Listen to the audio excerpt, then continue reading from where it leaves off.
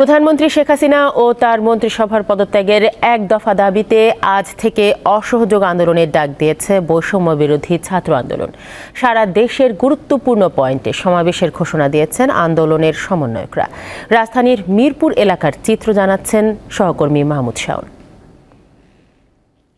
বৈষম্য বিরোধী ছাত্র আন্দোলনের গতকালকের যে কর্মসূচি ঘোষণা করা হয়েছে সে অনুযায়ী সকাল 11টায় মিরপুর 10 নম্বরে তাদের বসার কথা রয়েছে এবং সেই ঘোষিত কর্মসূচি বাস্তবায়নের যে উদ্যোগ তাদের রয়েছে সেই অনুযায়ী সকাল 10টার পর থেকেই মূলত তারা এখানে এসে ভিড় করার কথা রয়েছে। তবে সকালের দিকে তাদের কারো অবস্থান চোখে পড়েনি, বরং প্রচুর পরিমাণে আমরা যানবাহন চলাচল করতে দেখেছি। বিশেষ করে বিভিন্ন রুটে চলাচলকারী বাস, সিএনজি, অটোরিকশা, রিক্সা এসবে করে প্রচুর মানুষ তারা তাদের কর্মস্থলে আমরা যেতে দেখেছি।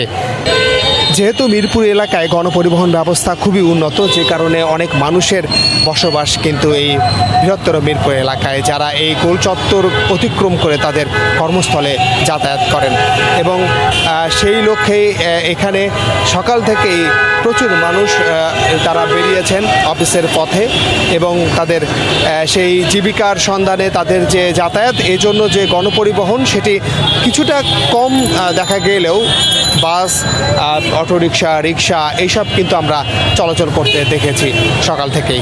এবং যে ঘোষিত কর্মসূচি রয়েছে বৈষম্য বিরোধী ছাত্র আন্দোলনের, তারা সকাল 11টায় এখানে জমায়েত হবেন বলে তাদের পূর্ব ঘোষণা অনুযায়ী জানানো হয়েছে।